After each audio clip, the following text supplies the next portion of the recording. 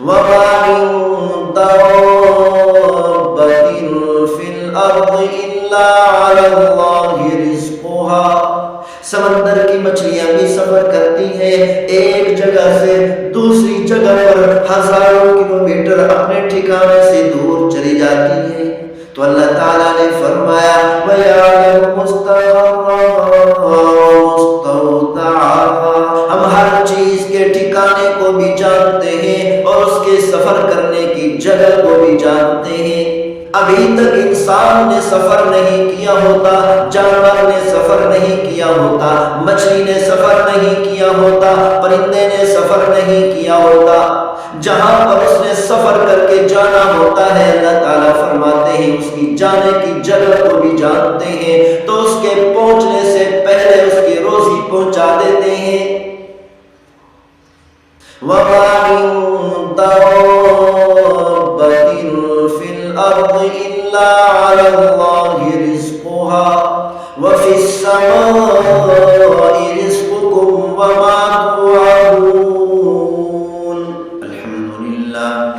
الحمد لله وكفى والصلاة والسلام على عباده الذين اصطفى خصوصا على سيد الرسل محمد المصطفى وعلى آله المجتبى وعلى أصحابه الأتقياء والأصفياء.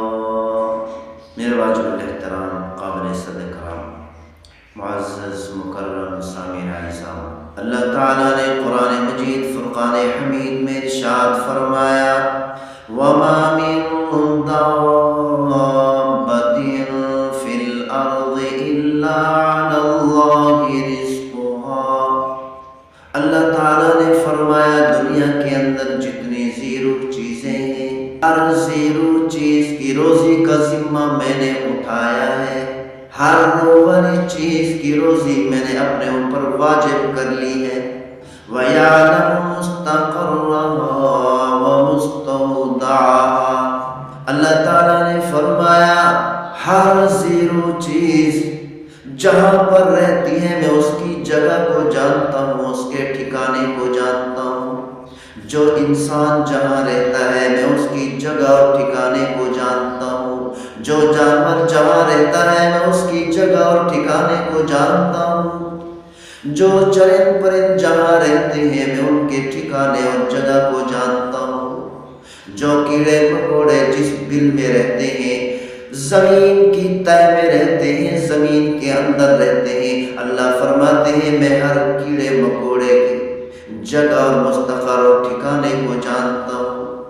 وَمُسْتَوْدَعَهَا. جو چیز جہاں پر رہتی ہے میں اس جگہ تک اس کی روزی پہنچاتا ہوں. وَمُسْتَوْدَعَهَا. اللہ تعالیٰ نے فرمایا ہر زیرو چیز ایک جگہ پر نہیں رہتی. انسانوں کو دیکھ لے کہ انسان سفر کرتے ہیں. آج پاکستان میں ہے، 4 گھنٹوں کے بعد سعودی عرب میں پہنچ جائیں گے، 2-3 گھنٹوں کے بعد دبئی پہنچ جاتے ہیں، کئی گھنٹوں کے بعد امریکہ پہنچ جاتے ہیں. دور دراز کا سفر کرتے رہتے ہیں. اسی طرح جانور بھی سفر کرتے ہیں، پرندے بھی سفر کرتے ہیں، ایک جگہ سے چل کر دوسری جگہ پر چلے جاتے ہیں. سمندر کی مچھلیاں بھی سفر کرتی ہیں، ایک جگہ سے دوسری جگہ پر ہزاروں کلومیٹر اپنے ٹھکانے سے دور چلی جاتی ہیں. تو اللہ تعالیٰ نے فرمایا وَيَعْلَمُ مُسْتَقَرَّهَا وَمُسْتَوْدَعَهَا. ہم ہر چیز کے ٹھکانے کو بھی جانتے ہیں اور اس کے سفر کرنے کی جگہ کو بھی جانتے ہیں. ابھی تک انسان نے سفر نہیں کیا ہوتا، جانور نے سفر نہیں کیا ہوتا، مچھلی نے سفر نہیں کیا ہوتا، پرندے نے سفر نہیں کیا ہوتا. جہاں پر اس نے سفر کر کے جانا ہوتا ہے اللہ تعالیٰ فرماتے ہیں، اس کی جانے کی جگہ کو بھی جانتے ہیں، تو اس کے پہنچنے سے پہلے اس کی روزی پہنچا دیتے ہیں۔ وَمَا مِن دَابَّةٍ فِي الْأَرْضِ إِلَّا عَلَى اللَّهِ رِزْقُهَا وَفِي السَّمَاءِ رِزْقُكُمْ وَمَا تُوعَدُونَ۔ تو اللہ تعالیٰ نے فرمایا تمہاری روزی آسمانوں سے آتی ہے۔ تو اللہ تعالیٰ نے بتایا تمہاری روزی تمہاری تجارت سے نہیں ملتی، تمہاری روزی تمہاری ملازمت سے نہیں آتی، تمہاری روزی تمہاری کھیتی باڑی سے نہیں آتی، تمہاری روزی تمہاری محنت اور مزدوری سے نہیں آتی، تمہاری روزی تمہارے کمانے سے نہیں آتی۔ وَفِي السَّمَاءِ رِزْقُكُمْ وَمَا تُوعَدُونَ۔ تو اللہ تعالیٰ نے بتا دیا تم کماتے دنیا میں ہو، کھیتی باڑی دنیا میں کرتے ہو، محنت اور مشقت دنیا میں کرتے ہو، روزی حاصل کرنے کے لیے محنت کرتے ہو، کمائی کرتے ہو، تجارت کرتے ہو، کھیتی باڑی کرتے ہو، لیکن جو میں نے تمہارا مقدر لکھا ہے آسمانوں سے وہ روزی تمہیں میں مہیا کرتا ہوں۔ تو اسی لیے اللہ تعالیٰ نے فرمایا اگر روزی حاصل کرنی ہے میرے سامنے جھکنا پڑے گا، میری عبادت کرنی پڑے گی۔ اللہ تعالیٰ کافروں کو بھی روزی عطا کرتا ہے، مسلمانوں کو بھی روزی عطا کرتا ہے۔ کافر چاہے انکار بھی کرے تب بھی روزی عطا کرتا ہے، لیکن جب مسلمان اللہ کی نافرمانی کرتا ہے تو اللہ تعالیٰ روزی تنگ کر دیتے ہیں۔ تو اللہ تعالیٰ نے بتایا مسلمانوں کے لیے وسیع روزی حاصل کرنے کا ایک ہی ذریعہ ہے کہ اللہ کے سامنے جھک جائے۔ تو اسی لیے کسی نے کہا تو نے پتھر میں کیڑے کو پالا، خشک مٹی سے سبزہ نکالا، تو نے پتھر میں کیڑے کو پالا، خشک مٹی سے سبزہ نکالا، یہ تیرا جہاں زمین آسمان اے خدایا، یہ تیرا جہاں زمین آسمان اے خدایا۔ قال اسامہ بن زید رضی اللہ عنہ، اسامہ بن زید رضی اللہ تعالی عنہ نے فرمایا قلت یا رسول اللہ لم ارک تصوم شهرا من الشهور ما تصوم من شعبان۔ اے اللہ کے رسول ہم نے آپ کو شعبان المعظم کے مہینے کے علاوہ کسی اور مہینے میں زیادہ روزے رکھتے ہوئے نہیں دیکھا، جتنا زیادہ روزے آپ شعبان المعظم کے مہینے میں رکھتے ہیں۔ رمضان مبارک کے علاوہ کسی اور مہینے میں پیغمبر صلی اللہ علیہ وسلم زیادہ روزے نہیں رکھا کرتے تھے، رمضان مبارک کے علاوہ صرف شعبان المعظم کے مہینے میں پیغمبر صلی اللہ علیہ وسلم زیادہ سے زیادہ روزے رکھتے تھے۔ تو اسی لیے اسامہ بن زید رضی اللہ تعالیٰ عنہ نے عرض کی یا رسول اللہ ہم نے آپ کو رمضان مبارک کے علاوہ کسی اور مہینے میں زیادہ روزے رکھتے ہوئے نہیں دیکھا، جتنا زیادہ روزے رکھتے ہوئے آپ کو شعبان المعظم میں دیکھا ہے۔ تو پیغمبر صلی اللہ علیہ وسلم نے ارشاد فرمایا ذالک شہر یغفل الناس عنہ، یہ شعبان المعظم کا مہینہ ایک ایسا مہینہ ہے جس سے لوگ غافل ہو چکے۔ شعبان المعظم کا مہینہ ایک ایسا مہینہ ہے جس کی رحمتوں سے، جس کی برکتوں سے لوگ غافل ہو چکے ہیں۔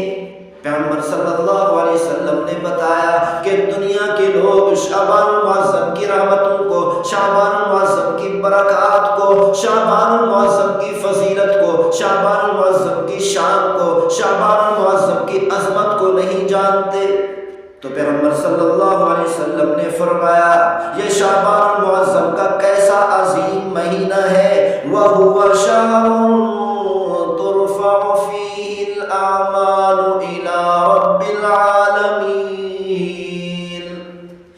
شعبان المعظم کا مہینہ ایسا بابرکت مہینہ ہے کہ اس ماہ مبارک کے اندر تمام کے تمام انسانوں کے اعمال رب العالمین کے سامنے پیش کیے جاتے ہیں۔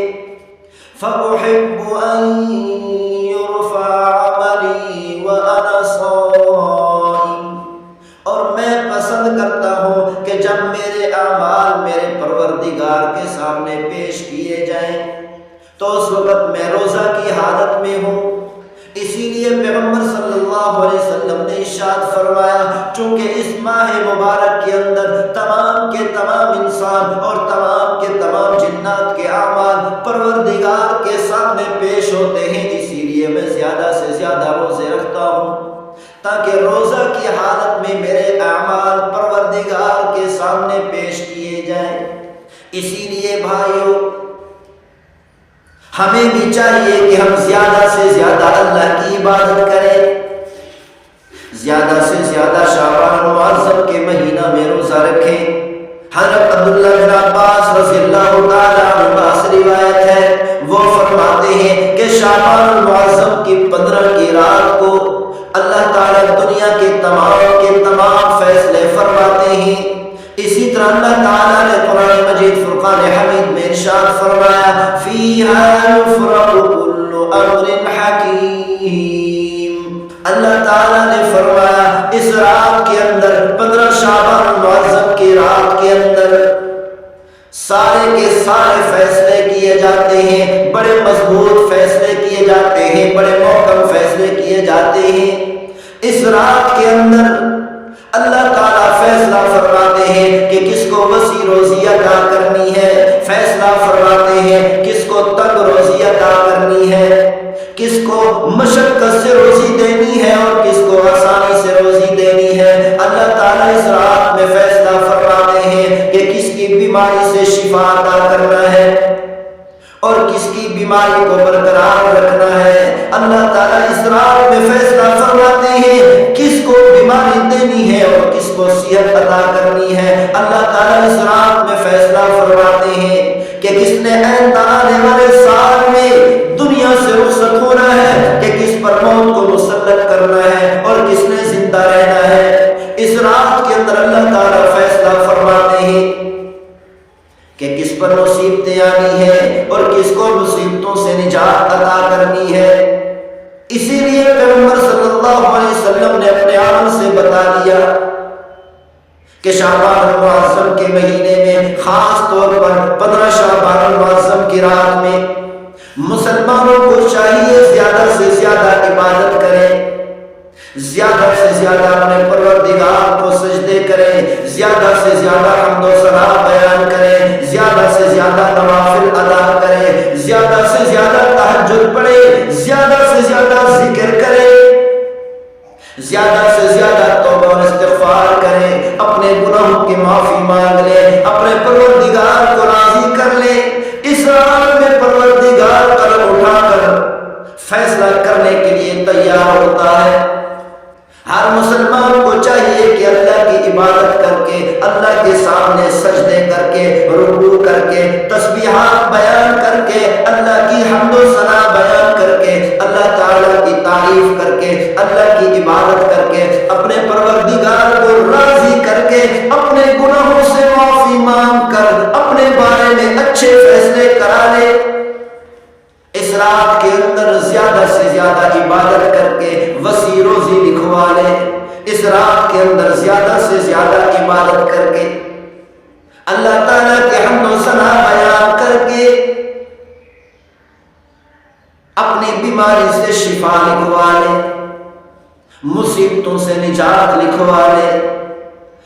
اگر آئندہ آنے والے سال میں موت آنی ہے، اچھی موت لکھوا لے، اچھا خاتمہ لکھوا لے۔ اسی لیے فرمایا جب حاکم فیصلہ کرنے لگتا ہے، قلم اٹھا کر لکھنے لگتا ہے، تو اس وقت اپنے بارے میں فیصلہ اچھا کروانا آسان ہوتا ہے۔ جب حاکم اپنی قلم چلا لیتا ہے، اپنی قلم چلا کر فیصلہ کر لیتا ہے، تو اس کے بعد اس کے فیصلے کو تبدیل کرانا مشکل ہوتا ہے۔ اسی لیے ہر مسلمان کو چاہیے کہ اس رات کے اندر اللہ کی عبادت کر کے آنے والے پورے سال میں اپنے بارے میں صحیح اور اچھے فیصلے کروائے۔ اس رات کے اندر مسلمان غفلت میں گزارتے ہیں، اس رات میں عبادت نہیں کرتے، فحاشی اور عریانی کے اندر مبتلا ہوتے ہیں، اللہ کی نافرمانی کے اندر مبتلا رہتے ہیں، اللہ تعالیٰ کی نافرمانی کرتے رہتے ہیں، جس کی وجہ سے ان کے بارے میں اچھے فیصلے نہیں ہو سکتے، تو پھر پورا سال روتے رہتے ہیں، پورا سال کہتے رہتے ہیں اللہ کی مدد نہیں آتی، اللہ کی نصرت نہیں آتی، اللہ ہم سے ناراض ہے، بیماری سے شفا نہیں ملتی، مصیبتوں سے نجات نہیں ملتی، وسیع روزی نہیں ملتی، روزی کی تنگی ہے، اللہ تعالیٰ ہماری دعائیں قبول نہیں کرتا۔ او میرے بھائیوں، جب اللہ نے فیصلہ کیا اس وقت گناہوں میں مبتلا رہے، اللہ تعالیٰ نے گناہوں کی وجہ سے، نافرمانی کی وجہ سے ہمارے بارے میں ایسے فیصلے لکھ دیے جن کو تبدیل کرنا مشکل ہے۔ اسی لیے کسی نے کہا یا اللہ شب بارات کی رات جب نامہ اعمال لکھنا، یا اللہ شب بارات کی رات جب نامہ اعمال لکھنا، تو سب سے پہلے اپنے محبوب کے شہر میں حاضری لکھنا، خانہ کعبہ کا طواف لکھنا، نبی کا غلام لکھنا، روزہ اطہر پر حاضری ہو میری، اس طرح کچھ اعمال لکھنا، روزہ اطہر پر حاضری ہو میری، اس طرح کچھ اعمال لکھنا۔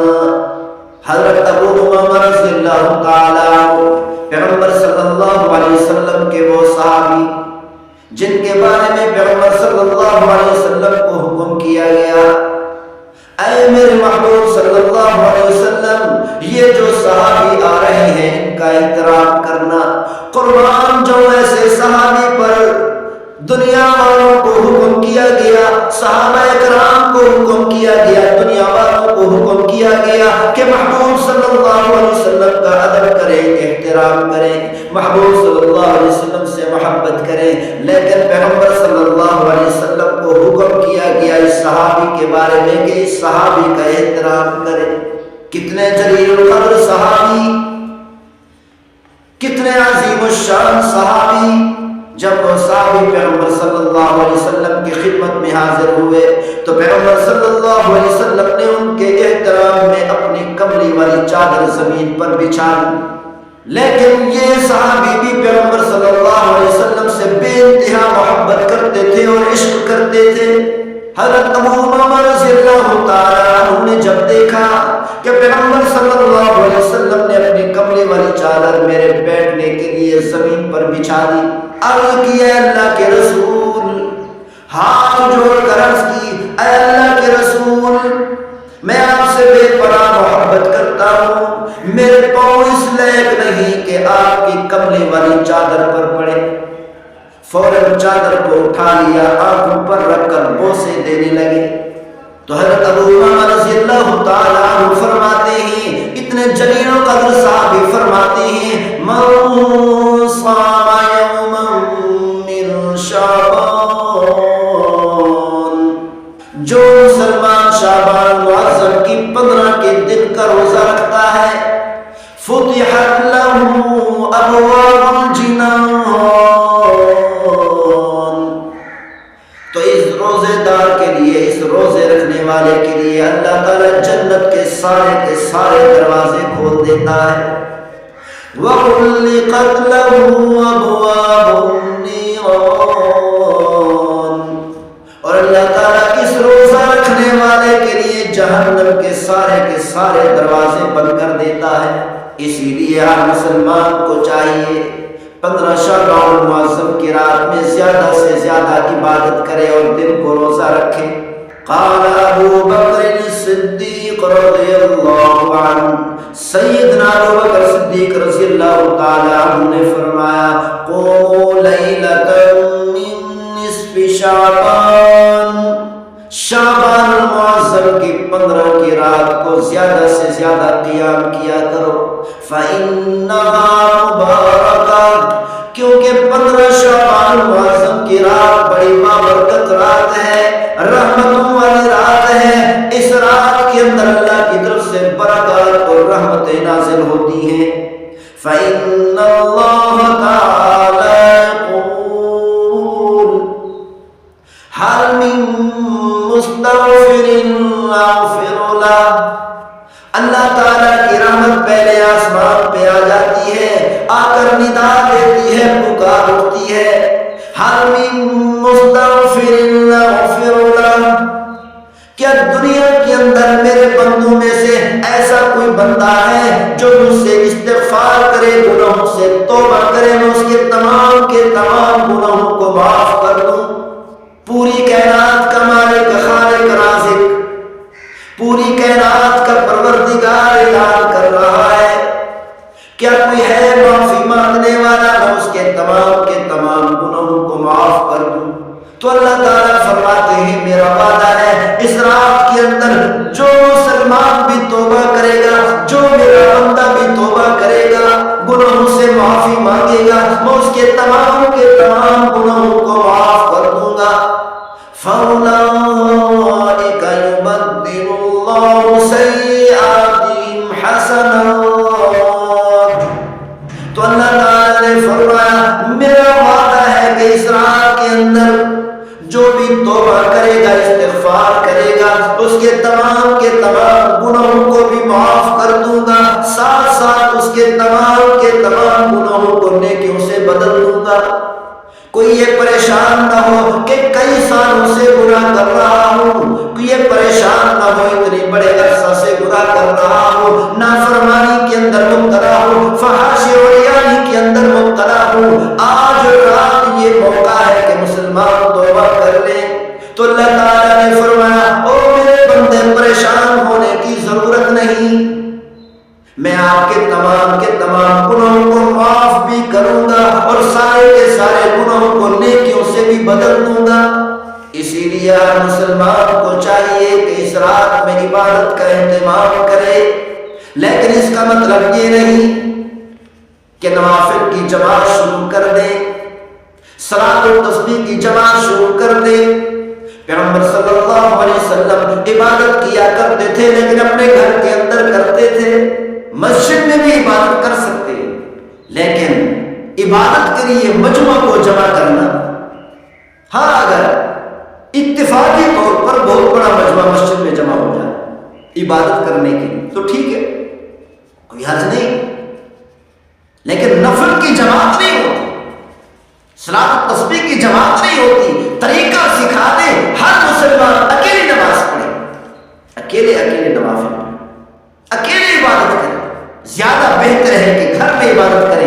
اگر گھر میں سستی ہونے کا خدشہ ہو، خطرہ ہو، جیسا کہ آج کے مسلمانوں کی طبیعتیں ہی اپنے اندر چستی پیدا کرنے کے لیے مسجد میں آ کر عبادت کرنا چاہیں تو کر سکتے ہیں، اس میں بھی بہت بڑا اجر ملے گا، لیکن جماعت کرانا یہ درست نہیں۔ حضرت موسیٰ علیہ السلام کو بنی اسرائیل نے کہا قالوا اوذینا من قبل ان تأتینا ومن بعد ما جئتنا، اے اللہ کے نبی، اے اللہ کے رسول، آپ کے تشریف لانے سے پہلے اور آپ کے تشریف لانے کے بعد فرعون نے ہم پر بڑے بڑے ظلم ڈھائے، فرعون نے ہمیں ظلم کی چکی کے اندر پیس کے رکھ دیا۔ تو موسیٰ علیہ السلام نے اپنی قوم بنی اسرائیل سے فرمایا استعینوا باللہ واصبروا، او بنی اسرائیل کے لوگوں، فرعون تم پر ظلم ڈھا رہا ہے، ظلم کی چکی کے اندر پیس رہا ہے، تم پر ظلم و ستم کر رہا ہے، اس نے تمہیں اپنا غلام بنا کے رکھا ہوا ہے، اللہ سے مدد طلب کرتے رہو، اس کے مظالم پر، اس کے ظلم و ستم پر صبر اختیار کرتے رہو۔ ان الارض للہ یورثها من یشاء عبادی.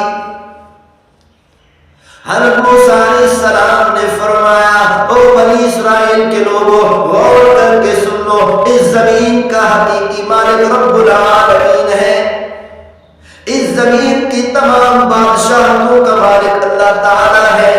اس زمین کے تمام جائیدادوں کے مالک اللہ تعالیٰ ہے.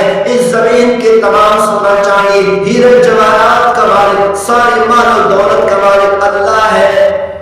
پوری کائنات کا مالک اللہ ہے. پوری کائنات کو پیدا کرنے والی ذات وہی ہے. اللہ الذی رفع السماوات بغیر عمد ترونها أَلَمْ نَجْعَلِ الْأَرْضَ مِهَادًا. اللہ تعالیٰ نے اس زمین کو بچھایا. اس زمین کو پیدا کرنے والا اور بچھانے والا پروردگار ہے.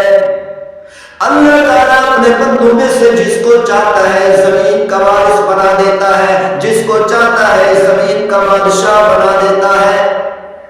عَسَىٰ رَبُّكُمْ أَن يُهْلِكَ عَدُوَّكُمْ وَيَسْتَخْلِفَكُمْ فِي الْأَرْضِ. مجھے یقین ہے اگر تم نیکیاں کرتے رہے، اللہ کی عبادت کرتے رہے، گناہوں سے معافی مانگتے رہے، توبہ اور استغفار کرتے رہے، اللہ کی حمد و ثنا بیان کرتے رہے، مجھے یقین ہے کہ تمہارا پروردگار تمہارے دشمن کو تباہ و برباد کر کے رکھ دے گا. تمہارے دشمن کا زمین سے نام و نشان مٹا کر رکھ دے گا. تمہارے دشمن کو زمین سے ختم کر دے گا. اور اللہ تعالیٰ تمہارے دشمن کو تباہ اور برباد کر کے زمین کے اندر خلافت اور سلطنت اللہ تمہیں عطا کر دے گا. تو اللہ تعالیٰ نے قرآن مجید فرقان حمید میں ارشاد فرمایا وَنُرِيدُ أَن نَّمُنَّ عَلَى الَّذِينَ اسْتُضْعِفُوا فِي الْأَرْضِ. ہم نے چاہا کہ بنی اسرائیل پر احسان کر دیں. ہم نے چاہا بنی اسرائیل کی کمزوری کو ختم کر دے. ہم نے چاہا بنی اسرائیل کے ظلم و ستم کو ختم کر دے، غلامی کے وقت کو ختم کر دے. وَنَجْعَلَهُمْ أَئِمَّةً وَنَجْعَلَهُمُ الْوَارِثِينَ. تو اللہ تعالیٰ نے فرمایا ہم نے فرعون کو زمین کے اندر تباہ و برباد کر دیا. ہم نے فرعون اور اس کے لشکر کو، اس کی طاقت کو سمندر کے اندر غرق کر دیا. فرعون اور اس کے لشکر کا، اس کی حکومت کا، اس کی طاقت کا ہم نے زمین سے نام و نشان مٹا دیا.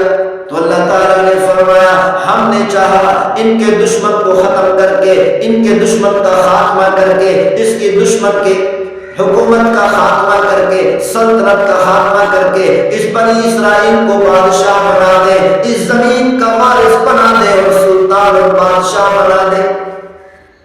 تو اللہ تعالیٰ نے فرمایا ہم نے ان کے دشمن فرعون کو ختم کیا، سمندر کے اندر غرق کیا، اس کا نام و نشان مٹا کر رکھ دیا، اس کی سلطنت کا بھی اور اس کی حکومت کا بھی اور اس کے اسلحہ کا بھی اور اس کے فوج کا بھی اور اس کی طاقت کا بھی ہم نے نام و نشان مٹا کر رکھ دیا. اس کی جگہ پر جو کمزور مسلمان تھے، جو کمزور بنی اسرائیل تھے، ہم نے ان کو اٹھا کر اس زمین کا حاکم اور بادشاہ بنا دیا.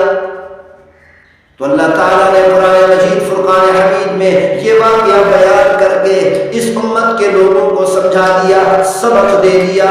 او میرے محبوب صلی اللہ علیہ وسلم کی امت کے لوگوں، اگر کبھی تمہیں پریشانی ہو، تم پر ظلم و ستم ہو، تمہیں غلام بنا لیا جائے، تم پر ظلم و ستم ڈھایا جائے، تم پر مظالم کے پہاڑ توڑے جائے، تو پھر خیال کرنا، ایسے کرنا جیسے بنی اسرائیل نے کیا، ایسے کرنا جیسے حضرت موسیٰ علیہ السلام نے بنی اسرائیل کو سبق دیا استعینوا باللہ واصبروا.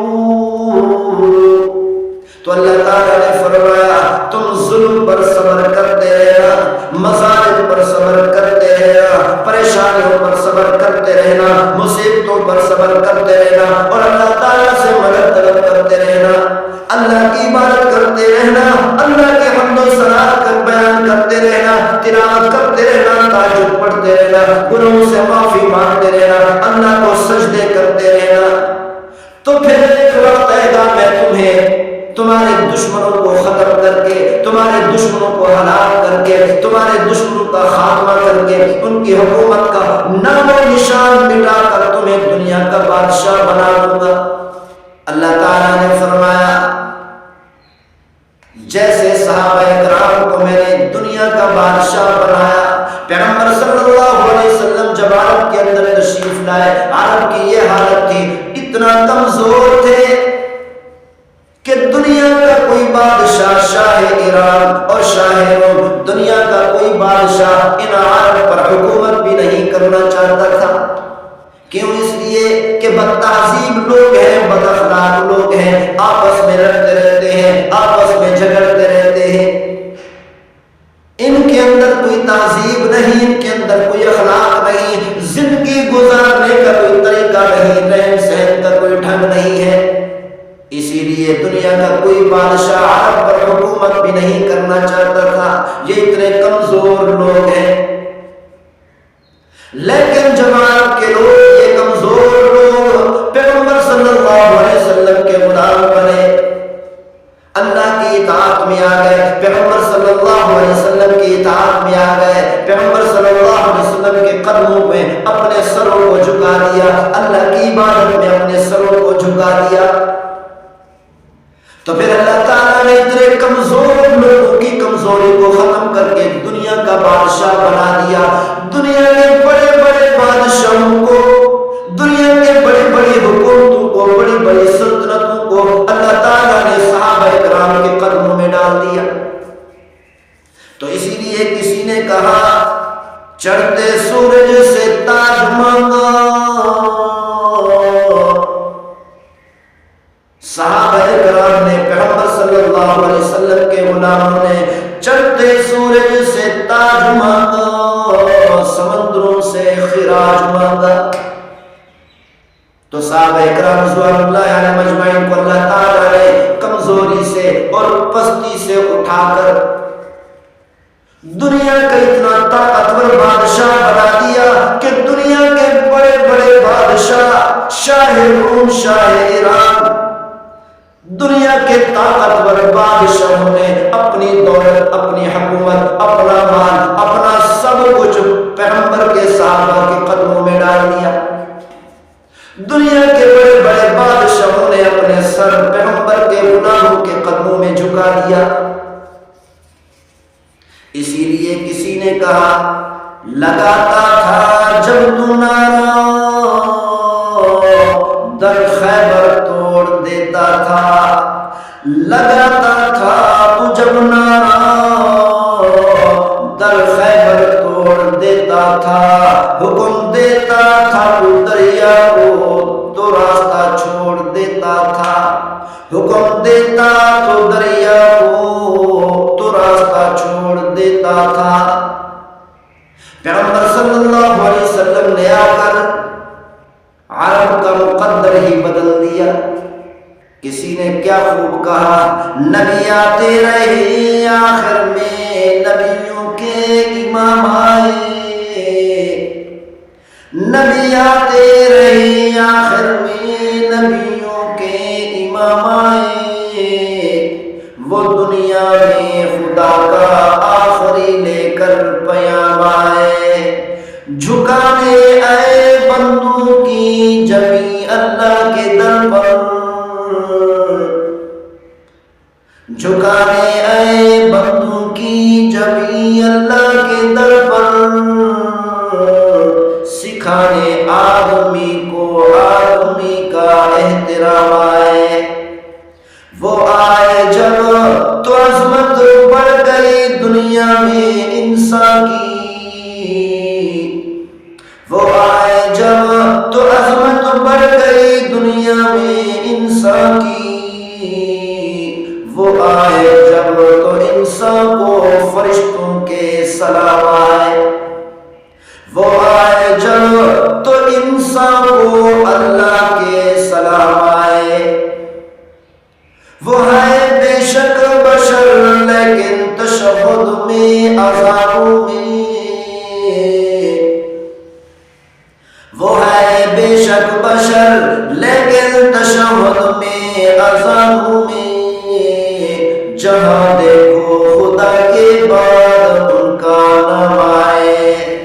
خدا شاہد ہے ان کے فیض صحبت کا نتیجہ تھا، خدا شاہد ہے ان کے فیض صحبت کا نتیجہ تھا، شہنشاہ گر پڑے قدموں میں جب ان کے غلام آئے۔ آج کل اعتراض کیا جاتا ہے کہ اللہ تعالیٰ نے صحابہ کرام کو دنیا کے اندر اتنی بڑی طاقت عطا کر دی، لیکن آج کل کا مسلمان ذلت کے اندر ہے، پستی کے اندر ہے، مصیبتوں کے اندر ہے، مظالم کے اندر پسا ہوا ہے۔ آج کل کا مسلمان کیوں بے طاقت ہو کر رہ گیا؟ تو اللہ تعالیٰ نے پہلے ہی دنیا کے اندر قانون بیان کر دیا مسلمانوں کے لیے، ساری انسانیت کے لیے۔ جب انسان ایمانی زندگی گزارے گا، اللہ تعالیٰ کا وعدہ ہے وعد اللہ الذین آمنوا منکم وعملوا الصالحات لیستخلفنہم فی الارض۔ اللہ تعالیٰ نے فرمایا کہ میرا وعدہ ہے میرے بندوں سے، جب میرے بندے ایمان لے کر آئے، نیک اعمال کرنے لگ جائیں، میری عبادت کرنے لگ جائیں، مجھے سجدے کرنے لگ جائیں، پابندی سے نماز پڑھنے لگ جائیں، میرے فرما بردار بن جائیں، تو اللہ تعالیٰ نے فرمایا میرا وعدہ ہے میں مسلمانوں کو دنیا کا بادشاہ بنا دوں گا، ساری دنیا کو، پوری دنیا کے بڑے بڑے کافروں کو، بڑے بڑے بادشاہوں کو مسلمانوں کا غلام بنا دوں گا۔ لیکن جب مسلمان نفسانی زندگی گزارے گا تو اللہ تعالیٰ نے فرمایا میں کافروں کو ان کے مقابلے میں لے آؤں گا، کافروں کے ذریعے سے ان کو سزا دلواؤں گا۔ تو اللہ تعالیٰ نے فرمایا تو کافر بادشاہوں کو لے آؤں گا، کافر بادشاہوں کا مسلمانوں کو غلام بنا دوں گا۔ انسان جب مسلمان ایمانی زندگی گزارتا ہے تو دنیا والوں کو مسلمانوں کا اللہ غلام بنا دیتا ہے۔ جب مسلمان نفسانی زندگی میں لگتا ہے تو اللہ تعالیٰ سارے مسلمانوں کو کافروں کا غلام بنا دیتا ہے۔ شہزادہ جب غلطی کرتا ہے تو بادشاہ عام جلاد کو بلا کر، عام آدمی کو بلا کر کوڑے لگواتا ہے، سزا دلواتا ہے۔ کمی آدمی کو بلا کر، عام سے عام آدمی کو، عام سے عام جلاد کو بلا کر، جس کی معاشرے کے اندر کوئی عزت نہیں، عام آدمی کو بلا کر شہزادے کو سزا دلواتا ہے۔ اسی طرح جب مسلمان اللہ کا باغی ہو جاتا ہے، اللہ کے نزدیک مسلمان سارے کے سارے انسانوں کے اندر شہزادے کی طرح ہے۔ جب مسلمان شہزادہ اللہ کی بغاوت کرتا ہے، اللہ کی نافرمانی کرتا ہے، جب یہ مسلمان غلطی کرتا ہے، اس سے غلطی سرزد ہوتی ہے، تو پھر اللہ تعالیٰ کافروں کو بلا کر، ذلیل لوگوں کو بلا کر، کمی لوگوں کو بلا کر، جن کے بارے میں اللہ تعالیٰ نے فرمایا اولئک کالانعام بل ھم اضل، یہ کافر جانوروں سے بھی بدتر ہے، کتے اور خنزیر سے بھی بدتر ہے۔ اتنا کمی لوگوں کو بلا کر، اتنے کمی کافروں کو بلا کر اللہ تعالیٰ مسلمانوں کو سزا دلواتا ہے تو شہزادے اللہ کے نزدیک یہ مسلمان ایمان والے ہیں تو شہزادے، لیکن سزا دلوانی بھی ضروری ہے، اللہ کے عدل کا تقاضا ہے۔ اور اس کے ساتھ ساتھ ہمیں چاہیے کہ اللہ تعالیٰ سے عدل نہ مانگے بلکہ اللہ کا فضل مانگے۔